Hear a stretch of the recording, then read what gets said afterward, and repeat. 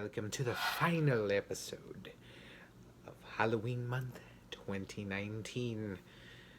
The spookiness has finally come. It is Halloween. And I got nothing else. That's pretty much it. It's Halloween's. Boo! What is up and welcome, ladies and gentlemen, to another edition of Worth a Watch with me, Anthony Flores. Today we're going to be talking about all things Scooby Doo. I honestly just wanted to talk about like a couple movies, but then I thought about it and I'm just like, you know what? It's the 50th anniversary and I feel like I just wanted to share my appreciation for Scooby Doo. There are spanning generations upon generations of Scooby Doo. Anything, whether it's a television show, movie, I'm pretty sure there was like a radio show or something at some point. I feel that Scooby Doo has just had such a longevity as a character, as a cartoon series, movies, countless movies, sequels, live action films. I love talking about Scooby Doo on Zombie Island with my co-host Daniel. Shameless plug time, sorry. Fans Guide to Animation, feel free to listen to that podcast in particular for more Halloween goodness right there.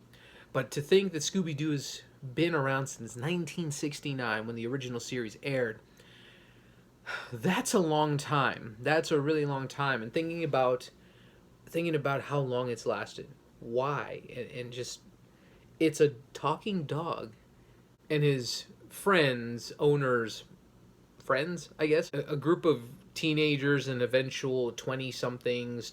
Their ages change over the various versions of the show and movies, but they essentially just do the same old thing of solving mysteries, revealing the bad guy in the mask, or in a few cases realizing that shit gets real and they got to figure out the mysteries that are at hand, and then you just enjoy the journey. That's pretty much it. We all know what's going to happen, but why do we stay tuned in? Why do we just keep watching the same old thing?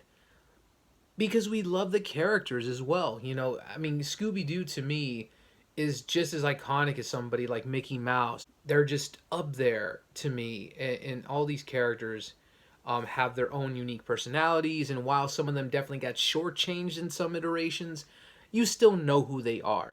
I think when it comes down to it, besides the iconic characters and the voice performances themselves from all the actors involved, so many amazing actors have voiced these characters over the last 50 years.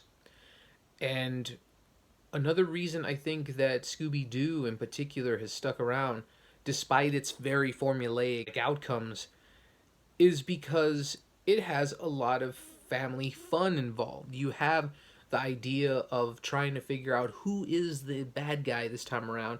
And even if there was movies that didn't have a bad guy in the mask, such as Scooby-Doo and the Witch's Ghost and stuff like that, you just want to know, what the hell is this for real? What?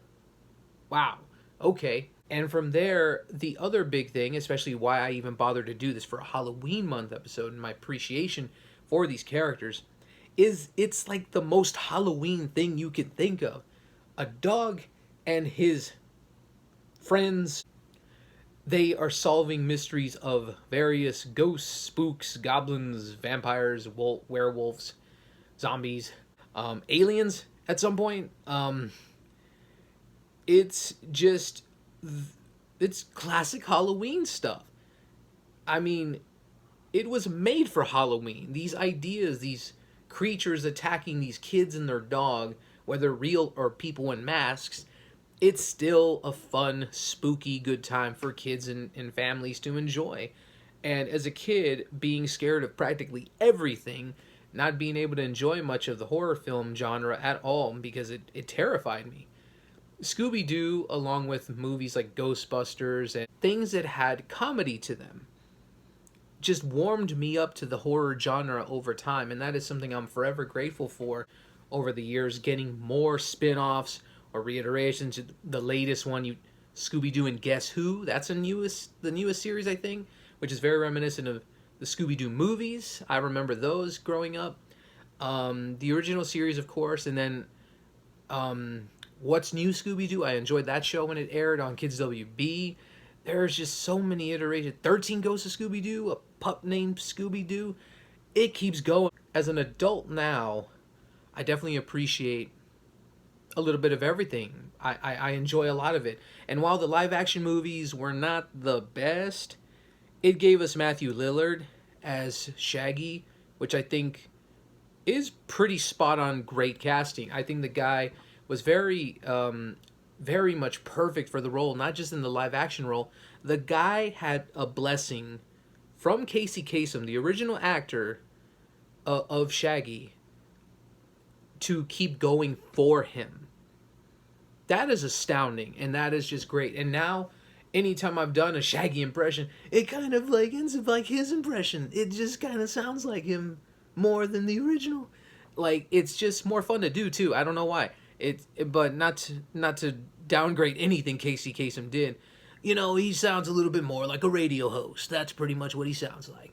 And I don't know. There's just something about Matthew Lillard's performance that I enjoyed, even though the movies themselves weren't the best. But he's the guy to go to when it comes to voicing Shaggy, much like Frank Welker is for doing both Fred and Scooby Doo. And that's another achievement that, another veteran actor like him can do. Just amazing stuff. And I could gush on all the actors. Some of those crossovers a little weird. What the fuck was this? Did wrestling? The Gourmet Ghost? I think that's reaching a little much. And, okay, now that's reaching. No. I almost don't even want to bother with that one. But I can't dock it until I see it, so... Oh, man. Scooby Doo. A show that's lasted for 50 years. A character and franchise that has withstood the test of time for 50 years and going. And I feel very happy that I got to experience this character as a kid. I still get to watch this stuff as an adult.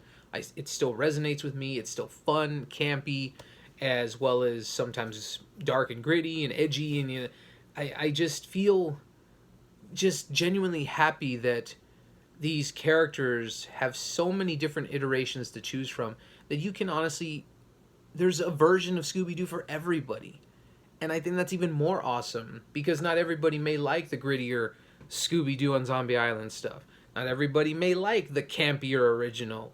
Some people may prefer the live action movies. It doesn't matter. Whatever you enjoy, there's a version of Scooby-Doo that's more than likely matched better for you. And that is an amazing feeling that a character can be like that and so versatile in terms of what it's meant for.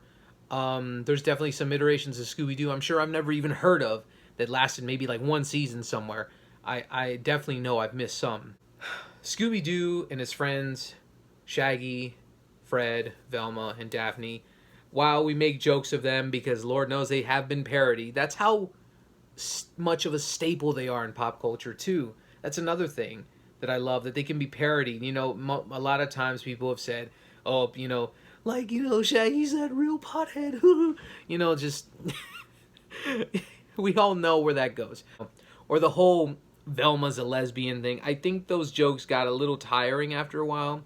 But there are some jokes that have been done in other parody shows. Like Harvey Birdman did a really great episode on parodying Scooby-Doo. See that episode, by the way, if you can. Because that's really just spot-on parodying. As well as Robot Chicken. I believe they had the cast of the live-action movies on there at one point to do a parody. I guess if I want anybody to solve a mystery for me, I guess I got to call Scooby-Doo and the gang. They are iconic for a reason, and as I've already stated, and so many other reasons as to why they've had such an impact in pop culture and animated history, and just history in general at this point. I'm grateful that there are so many versions of the characters that we all have come to enjoy. I'm grateful that there is just so many different versions that I can just keep going back to and enjoying again and again. And I just, again, just simple appreciation. And when it comes to Halloween time, any movie or television show of Scooby-Doo is always suitable to check out around Halloween time or any time year-round. So that is it, ladies and gentlemen. Halloween month 2019 ends on a more nostalgic note versus a spooky creepy note and stuff that I've done in the past, but I wanted to do something a little different. Again, it's just more of an appreciation, and I like to think maybe you all may have some appreciation for the show or movie that you enjoy from Scooby Doo in particular. Feel free to let me know in the comments down below. What's your favorite movie, TV show, or iteration of Scooby Doo? Although Scrappy Doo, though. For real. I don't hate the kid. He means well, puppy power and everything, but I still don't get the flack that he gets, especially, again, Harvey Birdman to reference this shit. It's hilarious, but at the same time, again, it's so mean. I don't get it. Even in the live-action movie, they made him the fucking villain. I still don't get the flack he gets. I think it's kind of funny, though. Anyway, Scooby-Doo and the gang are iconic characters for a reason. They're just so enjoyable to watch in any version. And, yeah. Halloween month has come to a close, ladies and gentlemen. I hope you all enjoyed my previous review of Zombieland Double Tap, or this particular video, or my update videos from time to time. I know I've been all over the map when it comes to posting, but I did post some horror movie reviews on my Instagram. I'm always writing reviews versus video reviews these days, because again, I'm not really digging YouTube, but I still, again, I'm happy to be on this platform still for the 2 people that watch my reviews. Thank you so much. I always appreciate it. And despite my lack of uploads, you all are still here. And I forever will appreciate that. And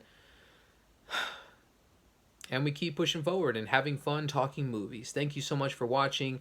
And I'm not going to even bother with all the shameless plug thing. I feel like it's self-explanatory. We all know what YouTube is, right? Yeah, like, subscribe, blah, blah, blah. Links, description. Yeah. Happy Halloween, ladies and gentlemen. Hope you had a good one. And if you're watching this outside of Halloween, hope you're having a good day. And yeah. I'm Anthony Flores with Worth a Watch. And keep going to the movies.